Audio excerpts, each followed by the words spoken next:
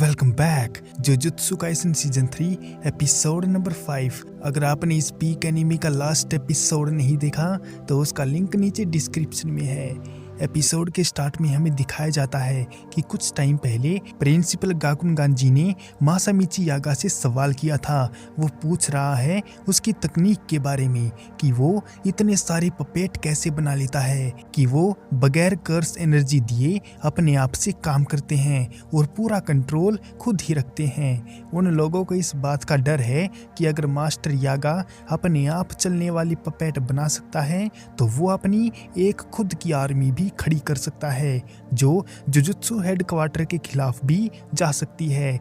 इसलिए वो मास्टर यागा को एक स्पेशल ग्रेड सोर्सरर समझ रहे हैं।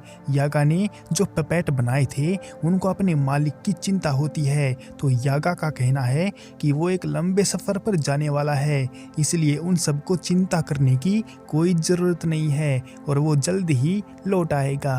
यागा अपने सभी खिलौनों को एक जंगल में छुपाकर चला जाता है जो मास्टर टेंगेन के बैरियर के अंदर आता है। यागा को पकड़ने के लिए उन लोगों ने पांडा को पकड़ लिया था और उसको छुड़ाने के लिए कुसाकाबे वहां पर आ गया था, क्योंकि उसको यागा के एहसानों का बदला चुकाना है। इसलिए वो पांडा को कैद से आजाद कर देता है। कुसाकाबे की जो बहन थी उसके साथ एक इंसिडेंट हो गया था और वो अपने बच्चे को खो चुकी थी और उसी की याद में दुखी रहती थी, लेकिन यागा की वजह से उसके बनाए पपेट में उस लड़की को अपना बेटा दिखाई देता था और इसी बात का कुसाकाबे एहसान मानता है। यागा को रास्ते में पकड़ लिया जाता है क्योंकि हेडक्वार्टर से उसके नाम का नोटिस निकला हुआ है। सामने खड़ा जादूगर पूछता है उसकी तकनीक के बारे में, लेकिन यागा बताने से मना कर देता है।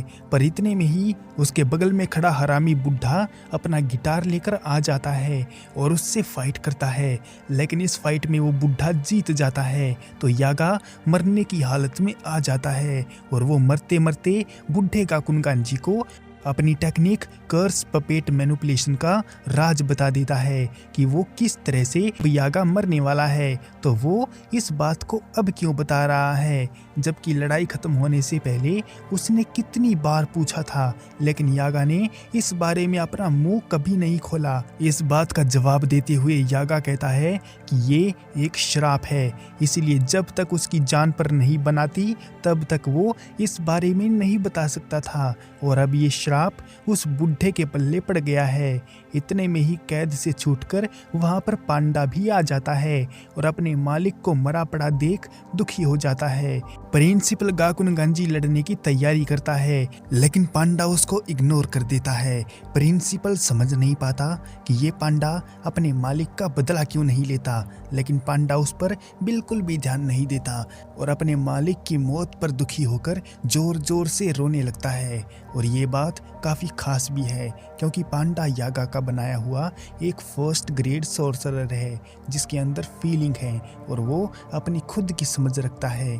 और वहीं दूसरी तरफ मास्टर टेंगेन के बताए अनुसार यूजी और मेगुमी उस जगह पर चले जाते हैं जहां पर किंजी हकारी गैम्बलिंग करके पैसे कमाता है। दरअसल वो जादूगरों के बीच में लड़ाई करवाता है और जो नॉन सोर्सरर हैं वो इसका मजा लेते हैं और अपने पैसे लुटाते हैं, लेकिन उसके पास जाने से पहले वो दोनों अपना हुलिया बदल लेते हैं ताकि हकारी को पता न चल जाए कि वो जुजुत्सु जादूगर हैं।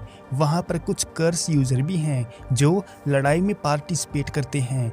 जैसे ही वो दोनों बिल्डिंग के अंदर जाने की कोशिश करते हैं तो दो बड़े बड़े मुस्टंडे उनका रास्ता रोक लेते हैं और पूछते हैं कि वो यहाँ किसके कहने पर आए हैं। तो मेगुमी बताता है कि उनको एक आदमी ने भेजा था, लेकिन उसका नाम नहीं पता है।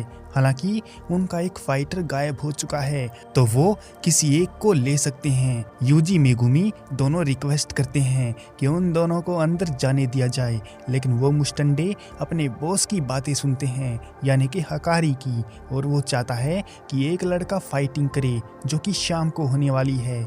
इस वक्त तो वो दोनों वहाँ से निकल लेते हैं क्योंकि शाम होने में अभी टाइम है।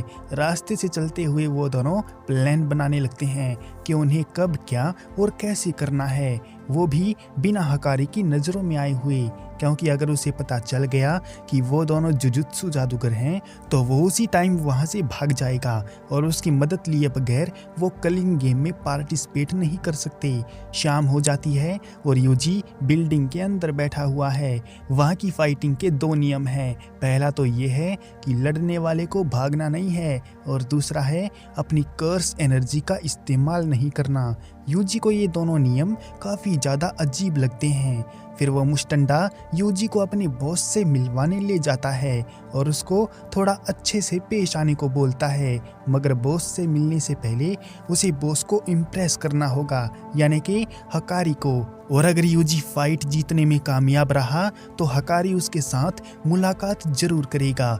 ये सुनकर यूजी फाइट के लिए तैयार हो जाता है और मैदान में उतर जाता है, जहाँ पर उसका दुश्मन अपना पांडा होता है, जो वो भी उनकी मदद करने के लिए वहाँ पर आया हुआ था। वहाँ पर लोग उन्हें देखकर काफ़ी एक्साइटेड हो चुके थे, क्योंकि एक इंसान और पांडा में ज़बरदस्त फाइट होने वाली है।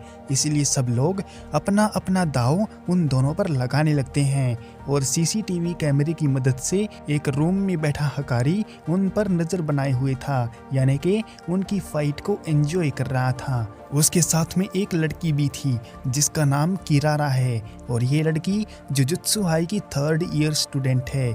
उनकी फाइट शुरू हो जाती है और यूजी पांडा से जानना चाहता है कि क्या उसकी मुलाकात हकारी से हुई, लेकिन पांडा मना कर देता है। हालांकि हकारी उसको जानता है, इसलिए वो उसको खतरा नहीं मानता, लेकिन वो पांडा से मिलने में कतरा रहा है।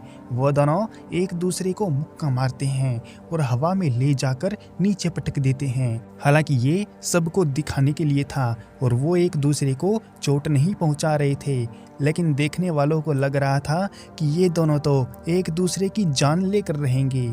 यूजी पांडा को काफी सारे मुक्के मारता है और लास्ट का एक पंच मारकर उसको डिफीट कर देता है और वहाँ के लोग इस फाइट का विनर यूजी को बना देते हैं। हकारी अपने आदमी को कॉल करके कहता है कि टूर्नामेंट खत्म होते ही वो यूजी को ऊपर वाली छत पर भेज दे, क्योंकि यूजी ने उसको काफ़ी ज़्यादा इम्प्रेस किया है, इसलिए वो यूजी के साथ अपने आगे की कार्रवाई कर सकता है। और जंगलों की साइड में बैठे मेगुमी से जाकर पांडा मिलता है और बताता है कि सारा काम फिट हो गया है और यूजी हकारी से मिलने ही वाला है।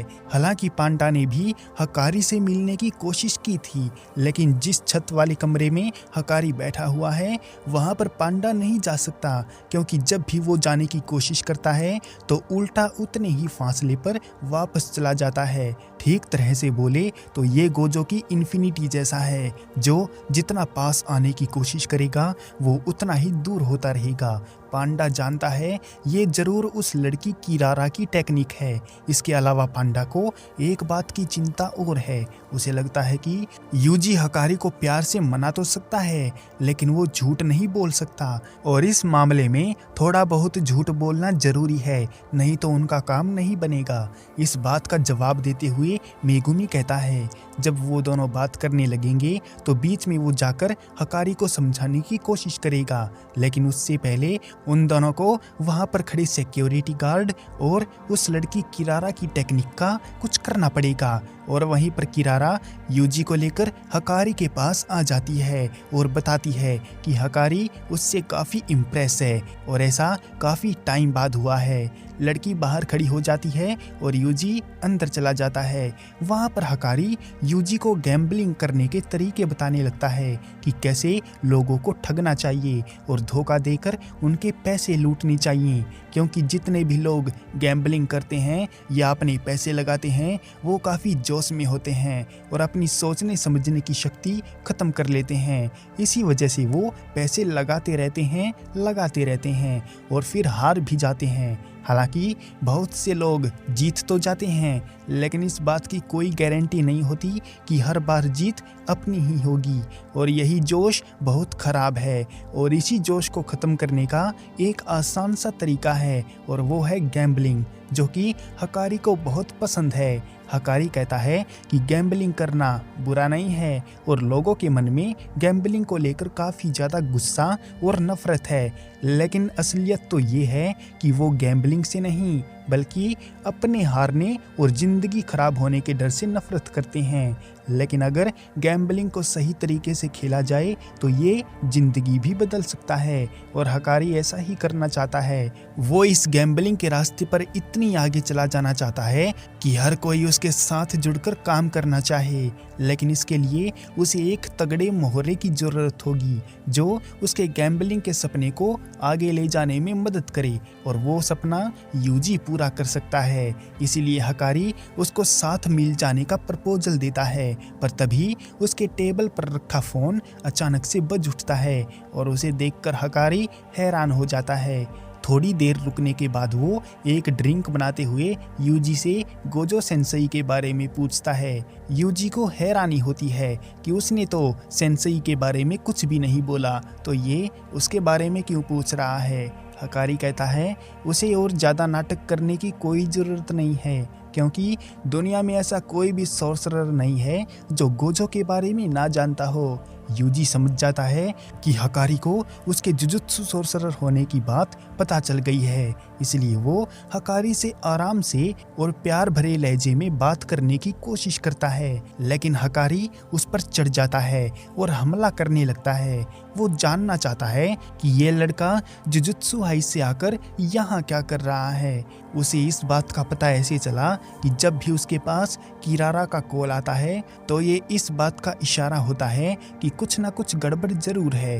यूजी कहता भी है कि हकारी एक बार उसकी बात बैठकर सुन ले, लेकिन हकारी उसकी नहीं सुनता और उसको फाइट करने के लिए तैयार रहने को बोलता है।